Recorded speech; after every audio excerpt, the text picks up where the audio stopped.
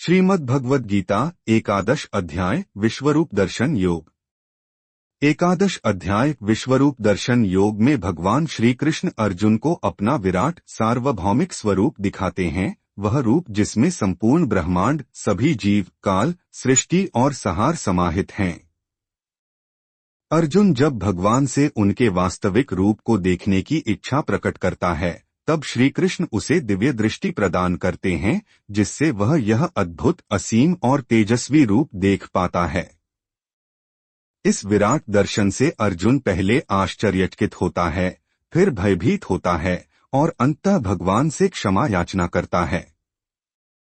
इस अध्याय में भगवान अपने स्वरूप के व्यापकता को बताते हुए अर्जुन को यह भी समझाते हैं कि वह केवल धर्म की स्थापना के लिए कार्यरत समय रूप में भी उपस्थित हैं। यह अध्याय व्यक्ति को यह बोध कराता है कि ईश्वर केवल एक साकार देव नहीं, बल्कि संपूर्ण ब्रह्मांडीय शक्ति हैं, जिन्हें केवल भक्ति, श्रद्धा और समर्पण से ही अनुभव किया जा सकता है। श्लोक 1। मदनुग्रहाय परम गुह्यमध्यात्म संगीतम यत्त्वयोक्तम वचस्तेन मोहोय विक्तो मम। अर्जुन कहता है कि आपने मुझ पर कृपा करके जो परम गोपनीय आत्मतत्व का ज्ञान दिया है, उससे मेरा मोह दूर हो गया है। जीवन में उपयोगिता। जब हम सच्चे गुरु या परमात्मा से आध्यात्मिक ज्ञान प्राप्त करते हैं, तो जीवन की अनेक उलझनों और भ्रांतियों का समाधान हो जाता है। यह श्लोक बताता है कि दिव्य ज्ञान जीवन के संकटों और भ्रम को मिटाने की शक्ति रखता है। जीवन में जब हम अपने कर्तव्यों को लेकर भ्रमित हों, तो ज्ञान का सहारा लेने से स्पष्टता आती है। यह भावनात्मक और मानसिक स्थिरता के लिए अनिवार्य है। सच्चा ज्ञान हमें आत्मबोध की ओर ले जाता है और हमें भीतर से सशक्त बनाता है। श्लोक 2। भवाप्ययो हि भूताना श्रुतो विस्तर्शो मया त्वत्तः कमलपत्राक्ष माहात्म्यम्पि चाव्ययम्। हे कमलनयन, मैंने आपसे सृष्टि की उत्पत्ति और विलय का विस्तृत ज्ञान तथा आपकी अविनाशी महिमा को भी सुना है। जीवन में उपयोगिता। इस श्लोक से स्पष्ट होता है कि सृष्टि और ईश्वर की महानता को समझने से हमारे जीवन में एक व्यापक दृष्टिकोण आता है। जब हम जीवन को केवल व्यक्तिगत समस्याओं के संदर्भ में नहीं बल्कि एक विराट योजना का हिस्सा मानते हैं, तो हमारे विचार उच्च और उद्देश्यपूर्ण हो जाते हैं। यह समझ हमें विनम्रता और समर्पण की भावना से भरती है। आत्मा, प्रकृति और ईश्वर के संबंधों की समझ से जीवन की अनित्यता और शांति का अनुभव होता है। श्लोक 3। एवमेतद्यथात् त्वमात्मान परमेश्वर द्रष्टुमिच्छामि ते रूपमेश्वरं पुरुषोत्तम। हे परमेश्वर, जैसा आपने अपने ऐश्वर्य का वर्णन किया है, वैसा ही रूप मैं प्रत्यक्ष देखना चाहता हूँ। जीवन में उपयोगिता। यह श्लोक दर्शाता है कि केवल श्रवण से ही नहीं, अनुभव से भी सत्य को जानना जरूरी है। हमारे जीवन में भी हम केवल पुस्तकीय ज्ञान से संतुष्ट नहीं होते, हम उस सत्य का प्रत्यक्ष अनुभव करना चाहते हैं। यह हमें जिज्ञासु और साधनशील बनाता है। जब हम जीवन में सच्चाई और दिव्यता को प्रत्यक्ष देखना चाहते हैं, तब हमारी आत्मिक यात्रा गहन होती है। यह भावना आध्यात्मिक अभ्यास की शुरुआत है। श्लोक 4। मन्यसे यदि तच्छक्यं मया द्रष्टुमिति प्रभो योगेश्वर ततो मे त्वं दर्शयात्मान्मव्ययम्। हे प्रभु, यदि आप मानते हैं कि मैं आपके उस रूप को देखने के योग्य हूं, तो कृपा करके मुझे अपना वह अविनाशी रूप दिखाइए। जीवन में उपयोगिता। यह विनम्रता और शरणागति का आदर्श उदाहरण है। जीवन में जब हम किसी महान सत्य को जानना चाहते हैं, तो अहंकार छोड़कर विनम्र होकर प्रार्थना करनी पड़ती है। यह श्लोक हमें सिखाता है कि दिव्यता का अनुभव केवल योग्यता नहीं, बल्कि कृपा और समर्पण से भी संभव होता है। आत्मज्ञान की ओर यात्रा में यह भावना आवश्यक है कि मैं योग्य हूँ या नहीं, यह ईश्वर जाने, पर मेरा भाव शुद्ध है। श्लोक 5। श्री भगवानुवाच पश्य मे पार्थ रूपाणि शतशोथ सहस्रशः नानाविधानि दिव्यानि नानावर्णाकृतीनि च।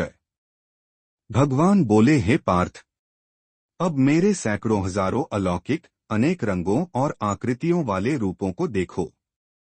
जीवन में उपयोगिता। यह श्लोक बताता है कि ईश्वर के रूप सीमित नहीं हैं। जीवन के हर पहलू में ईश्वर की झलक है, चाहे वो सौंदर्य हो, विविधता हो या रहस्य।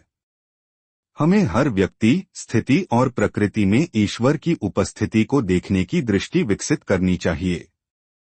जब हम इस विविधता में एकता को पहचानते हैं, तब जीवन में करुणा, सहिष्णुता और श्रद्धा उत्पन्न होती है। यह दृष्टिकोण जीवन को दिव्य बनाता है। श्लोक 6। पश्यादित्यान् रुद्रानश्विनौ मरुतस्तथा बहुन्यदृष्ट पूर्वाणि पश्याश्चर्याणि भारत। हे भरत श्रेष्ठ, तू मुझ में आदित्य, वसु, रुद्र, अश्विनी कुमार और मरुत गणों को देख, और ऐसे कई आश्चर्य जो तूने पहले कभी नहीं देखे। जीवन में उपयोगिता। यह श्लोक हमारे अंदर जिज्ञासा और विस्मय की भावना जगाता है।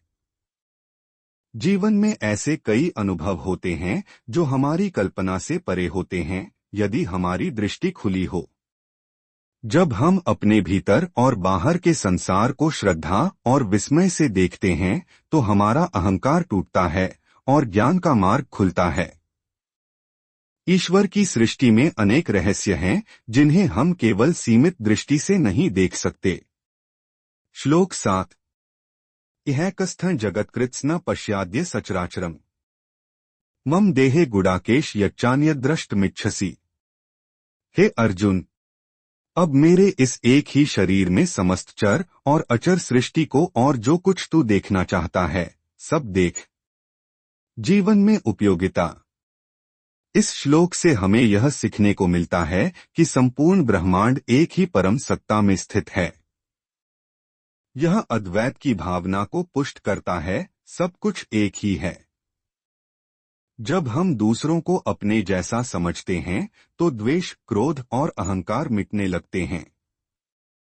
यह दृष्टिकोण जीवन में संभाव, करुणा और संतुलन लाता है। साथ ही यह बताता है कि हम परमात्मा के ही अंश हैं। श्लोक 8। न तु मां शक्यसे द्रष्टुम नेनैव स्वचक्षुषा दिव्यं ददामि ते चक्षुः पश्य मे योगमैश्वरम्। तू मेरी इस दिव्य रूप को अपनी साधारण आंखों से नहीं देख सकता, इसलिए मैं तुझे दिव्य दृष्टि देता हूं जिससे तू मेरी योगमाया को देख सके। जीवन में उपयोगिता। यह श्लोक बताता है कि दिव्य सत्य को जानने के लिए साधारण दृष्टि नहीं, बल्कि दिव्य दृष्टि चाहिए। यह दृष्टि हमें तब प्राप्त होती है जब हम अहंकार, अज्ञान और स्वार्थ से ऊपर उठते हैं। जीवन में आध्यात्मिक प्रगति के लिए हमें अपनी दृष्टि को शुद्ध और व्यापक बनाना होता है। यह श्लोक प्रेरणा देता है कि आत्मज्ञान की प्राप्ति के लिए हमें ईश्वर की कृपा और अपने प्रयास दोनों की आवश्यकता होती है। श्लोक 9। संजय उवाच एवमुक्त्वा ततो राजन् महायोगेश्वरो हरियः दर्शयामास पार्थाय परम रूपमैश्वरम्। संजय ने कहा, हे राजन, इस प्रकार कहकर महायोगी श्री कृष्ण ने अर्जुन को अपना परम ऐश्वर्ययुक्त दिव्य रूप दिखलाया। जीवन में उपयोगिता। यह श्लोक दर्शाता है कि जब शिष्य पूरी श्रद्धा और जिज्ञासा से तैयार होता है, तभी गुरु उसे परम सत्य का साक्षात्कार कराते हैं। जीवन में भी जब हम अपने भीतर की तैयारी और समर्पण के साथ ईश्वर या सच्चाई को जानना चाहते हैं, तो हमें उसका दर्शन अवश्य होता है। यह हमें आध्यात्मिक पथ पर धैर्य, श्रद्धा और दृढ़ संकल्प बनाए रखने की प्रेरणा देता है। ओम नमो भगवते वासुदेवाय।